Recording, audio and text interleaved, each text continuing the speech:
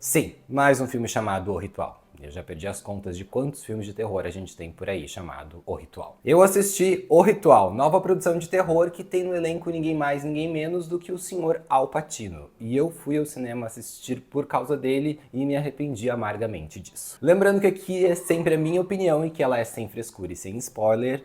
E vamos passar rapidamente pela sinopse, que é, sim, mais um exorcismo, que é ali a função, os padres duvidando da fé e etc. É o mais do mesmo que a gente já viu em alguns outros filmes chamados O Ritual. A grande diferença aqui é que sim, o filme é baseado em fatos reais, na verdade em anotações de um dos padres que tá lá no mise-en-scène, lá na função. Uma coisa que o filme reforça tanto que aparece no início do filme e no final, do tipo, no início eles dizem: isso é baseado em fatos reais.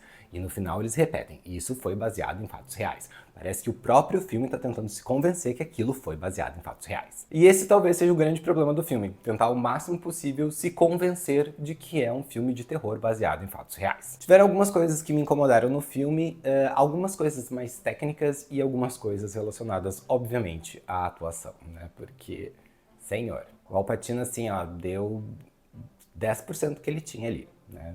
E ainda foi bem. A primeira coisa que me incomodou foi a escolha de dar um toque meio documental pro filme. Ou seja, tem uma câmera meio que se movimentando, uma câmera no ombro, takes que não são muito normais nesse tipo de produção, uma tentativa de mudar um pouco a narrativa, deixá-la um pouco mais como se a gente estivesse ali presenciando aquilo no sentido de espectador vendo uma história que hipoteticamente é real. O problema é que isso não ajuda a criar nenhum tipo de clima pro filme. Fica uma coisa muito dura, muito sem estética. É basicamente uma câmera se movimentando meio torta, meio pra lá e pra cá, meio balançando, sem muito motivo, tentando focar na cara das pessoas, meio The Office, e a tensão, né, o motivo pelo qual aquelas pessoas estão ali é uma coisa meio pesada, né? Temos uma pessoa possuída pelo capeta. E a gente tá fazendo o quê? Documentário? Não entendi. Além disso, o roteiro não se aprofunda muito nas histórias das pessoas. Tu tem um padre que tá meio que tentando lidar com a morte do irmão e tá meio que duvidando da fé. Tu tem uma freira que, meio assanhadinha talvez, mas que também parece que tá lidando ali com algumas coisas meio relacionadas à fé. E tu tem o personagem do Al Pacino que é uma coisa completamente aleatória e fora dali, sabe? Tanto é que ele não é um padre, ele é um tipo diferente de padre, mas que faz esses ritos. E a própria possuída, coitada, que chega no lugar já basicamente não tem tratamento nenhum, vai lá, vamos pros rituais que a gente tem que fazer aqui, vamos tentar eliminar o demo do teu corpo. Sem esse aprofundamento nos personagens, não tem como a gente se ligar a nenhum deles. Por exemplo, eu não senti pena da possuída, eu simplesmente não acreditei em nada do que o Al Pacino estava falando, e o personagem do Dan Stevens, sinceramente, eu queria socar a cara dele toda vez que ele aparecia na tela, porque o ator tá péssimo, tá?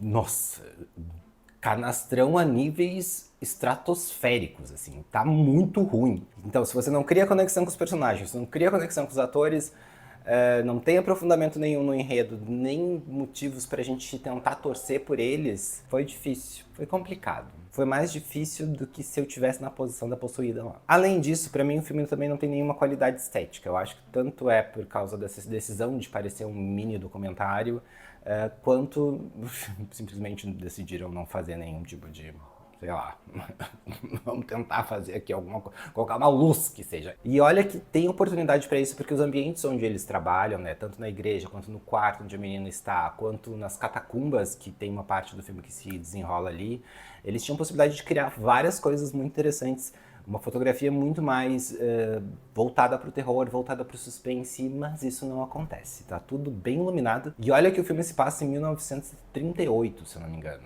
Então tinha luz assim, ó, a dar e para vender, né? A igreja gastando toda a eletricidade da cidade. As únicas coisas que salvam o ritual é a atuação da possuída, a jovem atriz que faz a personagem, que entrega uma coisa corporal e visceral muito bem feita, e eu acho que ela brinca muito com essa coisa do sou inocente, mas quando o demônio age, a gente acredita que o demônio tá dentro dela. Já disse, o Al Pacino tava lá, deu 10% do que ele tem de talento, que já foi suficiente, porque ele é o Al Pacino, Mas eu ainda me questiono por que o Al Pacino foi fazer esse filme.